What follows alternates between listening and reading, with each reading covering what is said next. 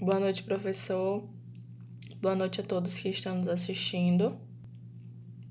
Meu nome é Gabriela e com minha turma iremos apresentar um paper que foi criado e supervisionado pelo professor Carlos Alberto Camperlingo, que é professor também da disciplina de Direito dos Contratos.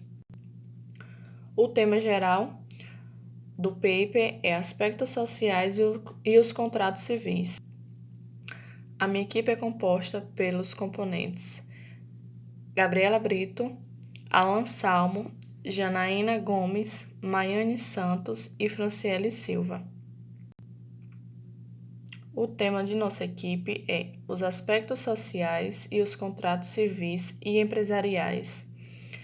A forma como o inadimplemento interfere nas relações contratuais e comerciais. O nosso paper tem como fundamento expor a forma como o inadimplemento contratual influencia nas relações contratuais entre os empresários e entre os particulares. Olá, boa noite, me chamo Franciele. Vou falar um pouco sobre o contrato e o inadimplemento.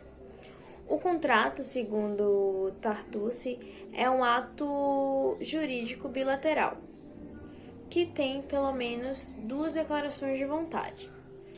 Nelas estão rodeadas de cláusulas que exigem rigorosamente que sejam cumpridas, pois a pessoa que não cumprir com esses contratos, elas podem sofrer umas penalidades, como pagar multa ou indenização. Já o inadimplemento, ele é caracterizado quando não há o cumprimento, Não há o cumprimento dessas obrigações previstas no contrato, desses direitos e obrigações. Ele se divide em duas espécies. O primeiro é o inadimplemento, o inadimplemento absoluto. Ele ocorre quando o cumprimento ele não foi realizado, que podem ser, a partir de duas hipóteses, que pode ser o perecimento da coisa ou a recusa do devedor a pagar por o que está estabelecido no contrato. E temos também o inadimplemento relativo, que consiste no retardamento da obrigação, ou seja, que ele pode também assim a vir ser cumprido pelo devedor ou pelo credor. O inadimplemento, ele acaba que, como é que eu posso dizer? Ele acaba que destruindo, o bom relacionamento que existem no contrato, porque o contrato existem direitos e obrigações que as partes exigem que sejam cumpridas. Então isso faz com que o bom relacionamento ele acaba que se perdendo, devido ao descumprimento da obrigação. Quando se existem o descumprimento, o direito ele exige duas atitudes. A primeira é a determinação para reparar o dano que foi causado e ordenar que o devedor ele cumpra com o seu papel com a relação inadimplida. Ou poderá exigir uma resolução do pacto. Quando a gente leva para a questão da reparação e dos danos, ele pode ser suportado por três hipóteses, que é a evitabilidade, que consiste de quando o credor, caso ele é prejudicado pelo inadimplemento, não haverá indenização.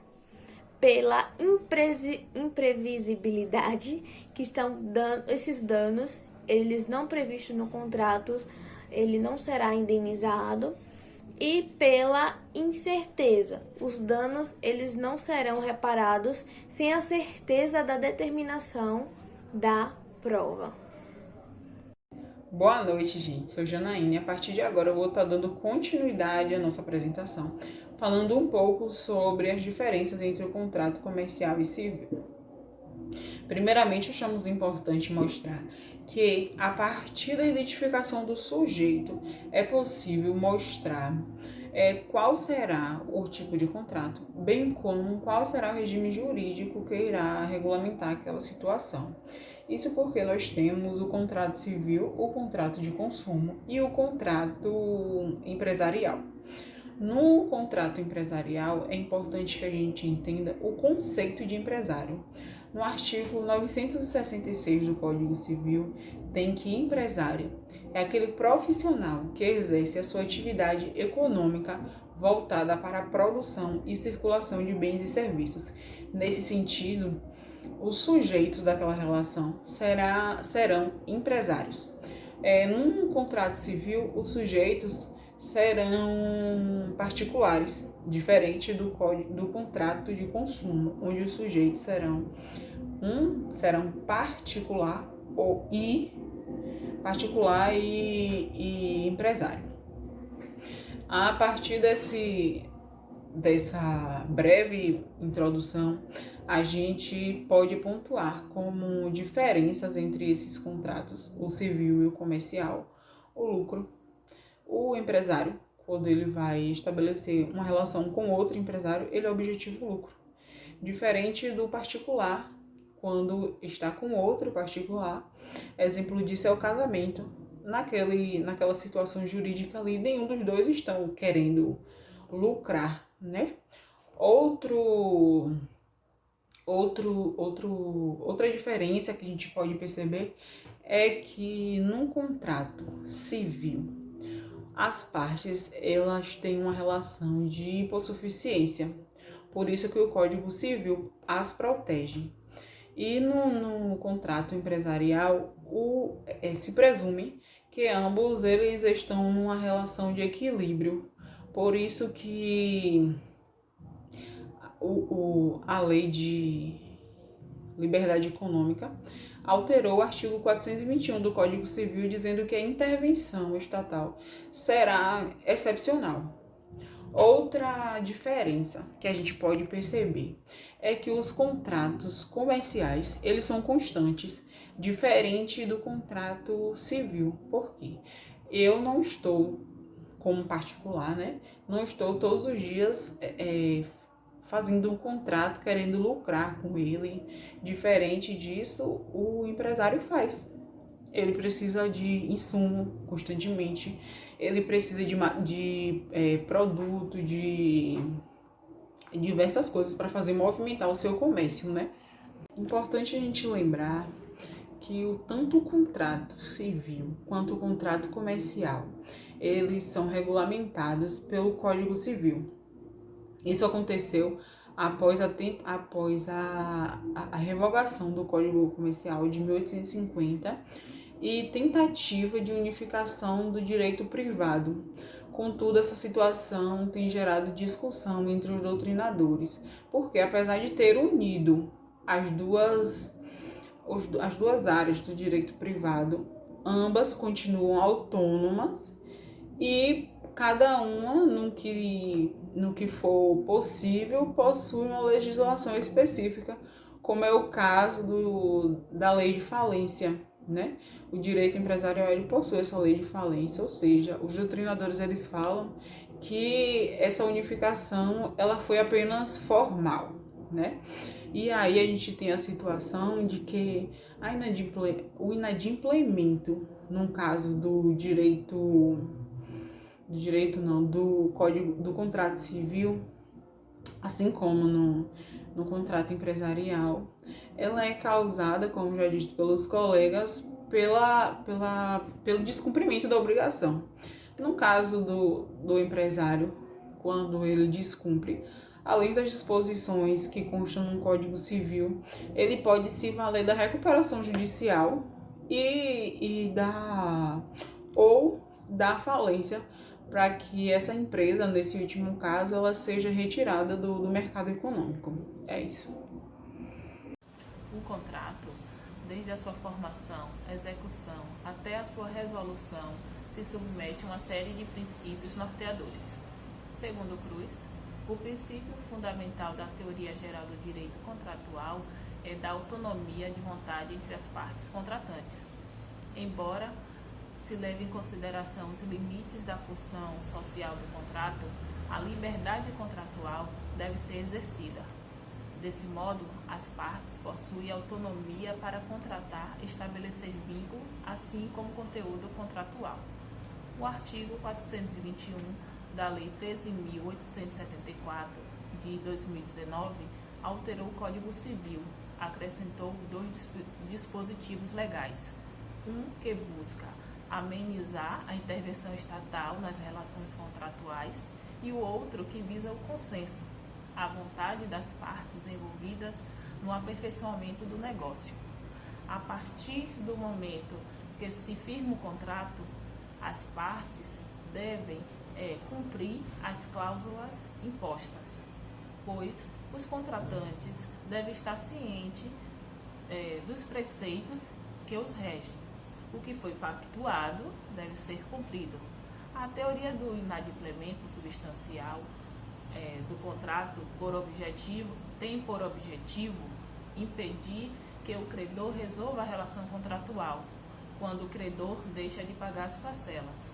As obrigações devem ser cumpridas e seguidas, evitando o pagamento de indenização e ser levado a juízo. Olá! Os contratos têm grande relevância jurídica, já que é um negócio jurídico firmado de forma bilateral ou plurilateral, e por isso eles são regidos por princípios que são essenciais para dar segurança jurídica às partes contratantes. E dentre esses princípios podemos destacar três que são muito importantes. O primeiro é o princípio da autonomia de vontades, que vai dizer que as partes têm livre manifestação de vontade para firmarem um contrato, ou seja, é um princípio que diz que as partes são livres para estipularem as cláusulas que sejam estipuladas naquele contrato e para também estipularem os seus interesses, assim acordando entre eles. E também vai dizer que é proibido a interferência estatal no contrato.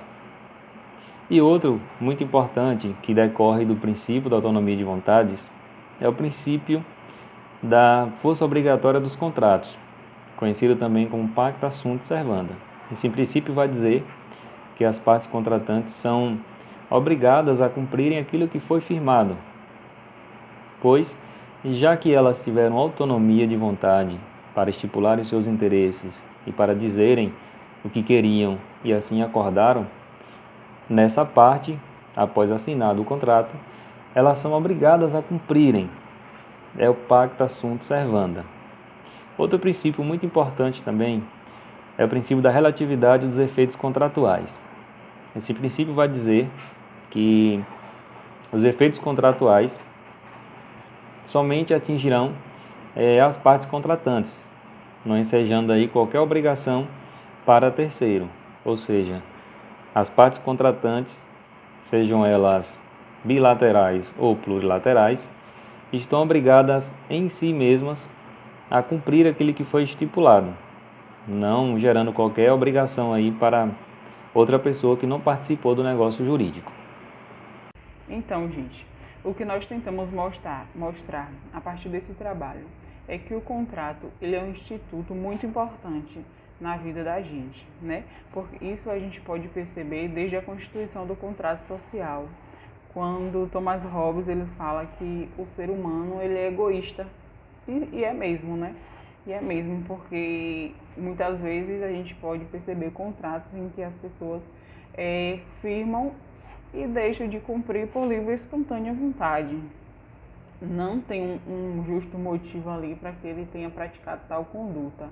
Então, o nosso ordenamento jurídico ele busca, através de normas e princípios, como já dito anteriormente pelos colegas, proteger aquela relação contratual e assim fazer com que crie segurança jurídica para as partes,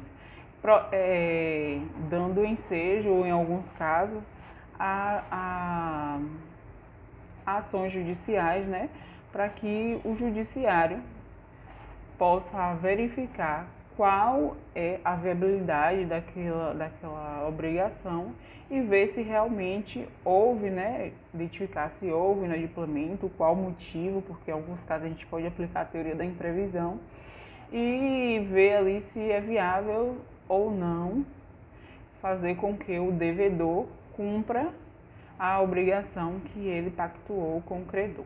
Então é isso. Obrigada a todos.